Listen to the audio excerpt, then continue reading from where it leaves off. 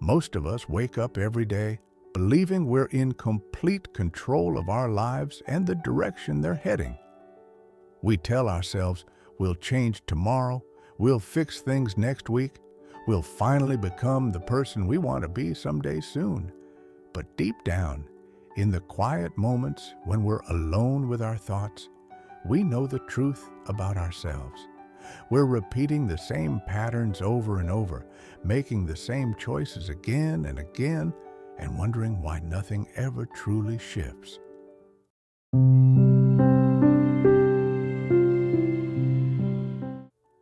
This is a story about a man who lived that way for many years without realizing what he was losing. His name was Owen. He was a carpenter in a quiet village surrounded by endless fields, dirt roads, and old stone houses built generations ago. He wasn't lazy, he wasn't weak, and he certainly wasn't a bad man who meant to hurt the people around him. But he had one small habit, seemingly insignificant at first, that slowly unraveled everything he cared about in his life.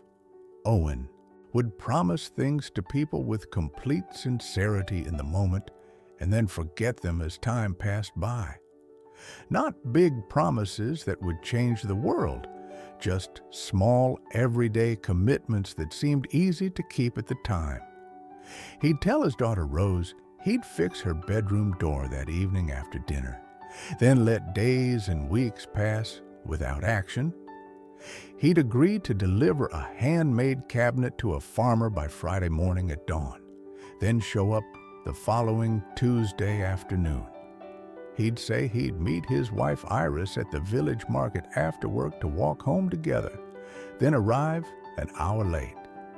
Each time he failed to keep his word, he had what seemed like a reasonable explanation or excuse for his absence. He got distracted by something else. Something unexpected came up that needed his attention. He simply lost track of time and forgot. And each time he disappointed someone, the people in his life would eventually forgive him because they still cared about him. But forgiveness, though freely given, doesn't erase the disappointment that builds up slowly in a person's heart over time.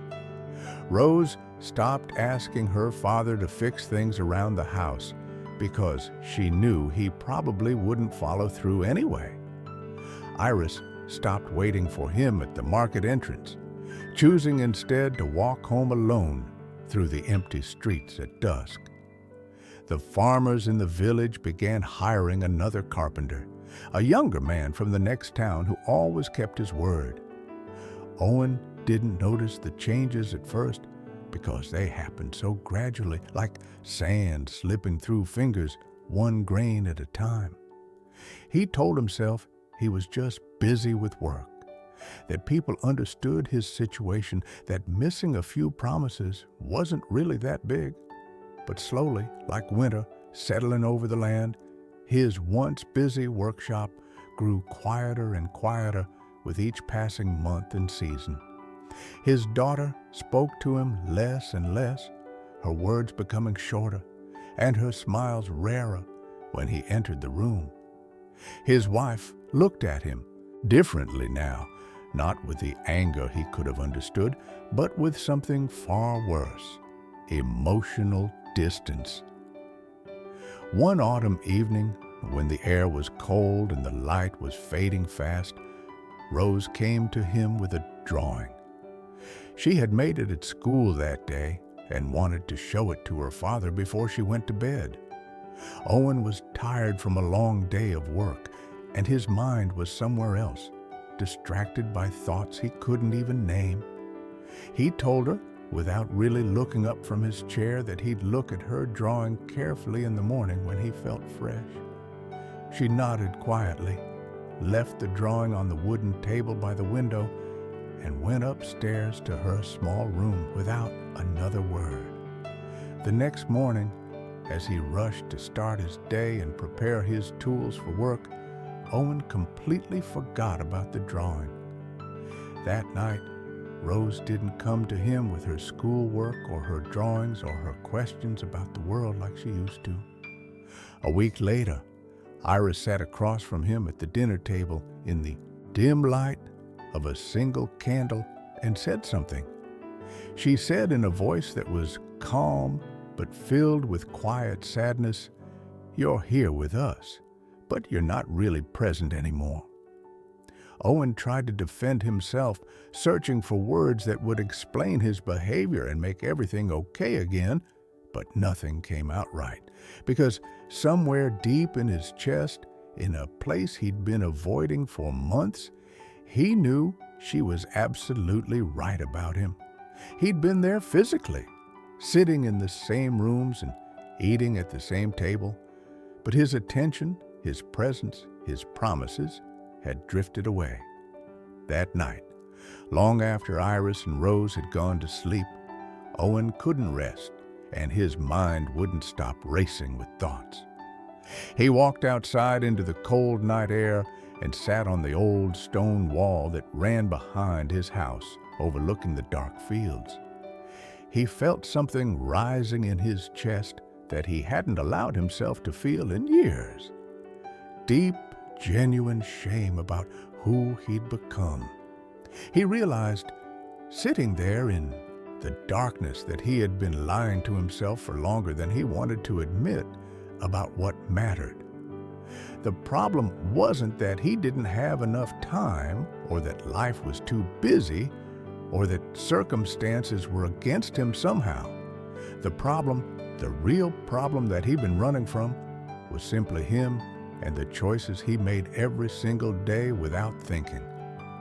The next morning, just after dawn, when the light was still soft and gray, an old man named Luca came to his workshop. Luca had been a blacksmith in the village for over 40 years before his hands grew too weak and shaky to work. Now he spent his days walking the village roads in all weather, talking to whoever would listen and sharing stories from his long life. He saw Owen sitting completely motionless at his workbench, staring at nothing in particular, and asked if he could sit down beside him. Luca didn't ask what was wrong or try to pull the story out of Owen with questions. He simply sat in silence for a moment. Then he said, in his weathered voice, "A man who can't keep a small promise to the people he loves can't keep a big life together." Luca continued speaking slowly, choosing each word carefully, like a man who had learned these lessons through hard experience and real pain. "I used to be exactly like you many years ago when I was younger and thought I had all the time in the world ahead. I made promises I didn't keep to my wife and my children, telling myself it didn't really matter in the grand scheme of things. Then one day my son needed me desperately, and I wasn't there for him when it mattered most, not because I couldn't be there physically. After that terrible day, I learned something simple that changed everything about how I live the rest of my life moving forward. If you say something out loud to another person, write it down immediately in a place where you'll see it every single morning. And if you write it down in that book or on that paper, make sure you do it first before anything else steals your time," Owen asked, his voice rough with emotion he was trying to hide. "That's it? That's the whole secret?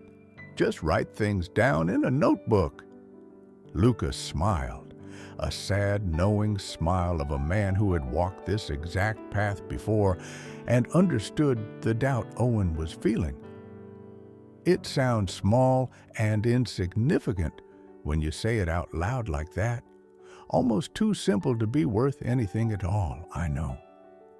But small things, the tiny actions we take or don't take every single day without thinking, become the entire structure of your life over time."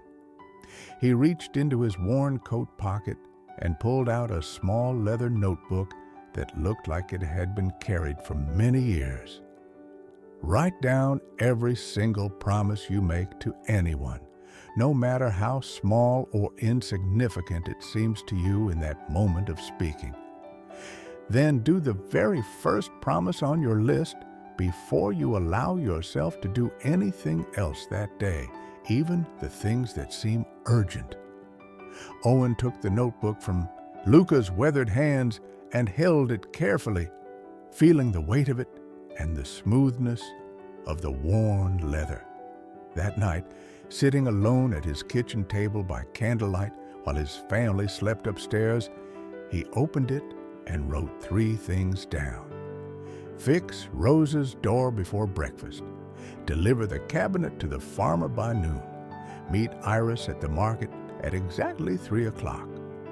The next morning, Owen woke up earlier than usual.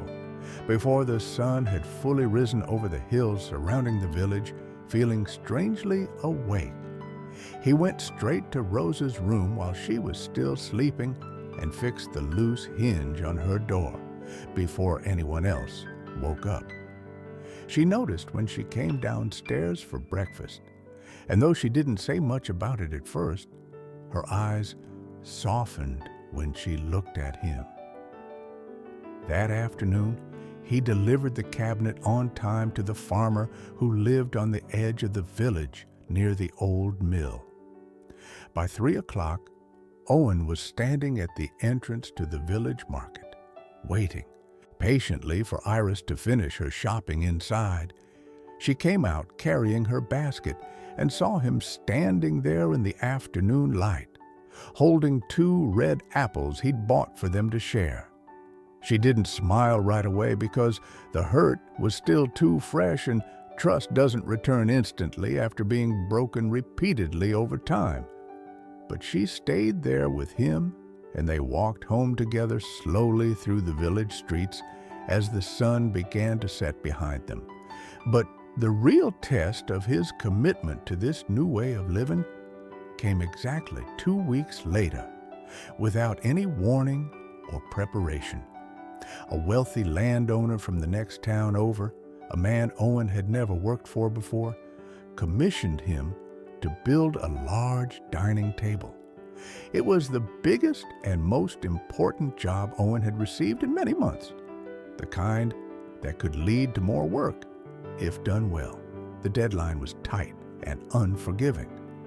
10 days from start to finish, with the final delivery expected on the morning of the 10th day.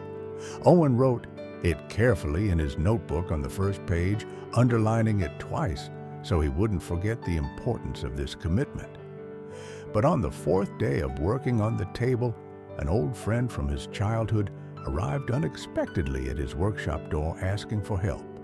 The old Owen, the man he'd been just weeks before, would have said yes immediately without even thinking about his own commitments and responsibilities. But this time, with the notebook sitting open on his workbench in front of him, Owen paused and actually thought about the choice carefully. He told his friend, feeling guilty but knowing it was necessary, that he couldn't help until the table was completely finished and delivered as promised. Owen kept working on the table every day, carefully shaping each piece of wood and fitting the joints together with the skill of years of practice.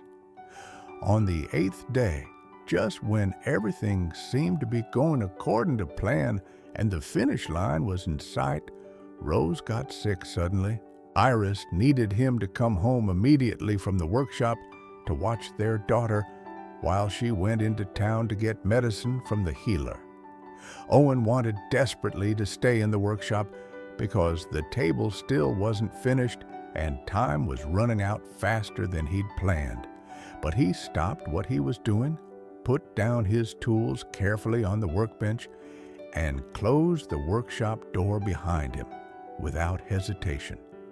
He went home and sat with Rose in her small room, read to her from her favorite book of stories, and stayed completely present with her. Then, after Iris returned home in the evening with the medicine and Rose had fallen asleep peacefully, Owen went back to the workshop alone, He worked late into the night. By the flickering light of candles, his hands moving steadily even as exhaustion pulled at his body and mind. On the 10th day, exactly when he'd promised, Owen loaded the finished table onto his cart and delivered it to the landowner's house at dawn. It was solid and beautiful, crafted with care and attention to every detail, exactly as he'd promised it would be when he took the job. The landowner walked around the table slowly, running his hands over the smooth wood, clearly impressed with the quality of the craftsmanship before him. He paid Owen the full amount in silver coins without haggling over the price, and told him he'd recommend his work to other wealthy families. But what mattered most to Owen, what truly changed something deep inside him, happened that evening when he finally returned home, exhausted but satisfied. Rose ran to him when he came through the door and hugged him tightly without saying why, just holding on to him like she used to years ago.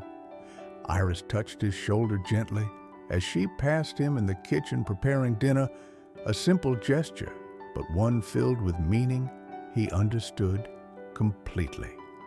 Over the following months, as autumn turned to winter and then to spring, Owen's workshop filled with work again from people throughout the region. People began to trust him again. Word spread through the villages that Owen was reliable now, that he kept his promises no matter how small. But more importantly to him than any amount of money or professional success, his daughter talked to him again like she used to when she was younger.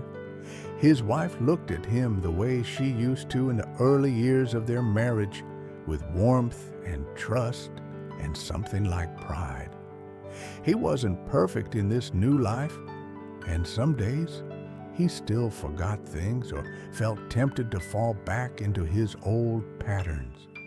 But now he had a system that he followed every morning without fail, a structure that held him accountable to the person he wanted to be. Luca visited him one last time before winter settled over the village, walking slowly down the road with his cane supporting each careful step. He saw the notebook sitting on Owen's workbench, its pages now full of crossed-out promises kept and new promises waiting to be fulfilled tomorrow. He nodded with satisfaction and said quietly, "You're not the same man I met sitting here months ago in this workshop, looking lost and broken." Owen replied, looking up from his work with clear eyes, "I'm the same man deep down. I just stopped lying to myself about who I was."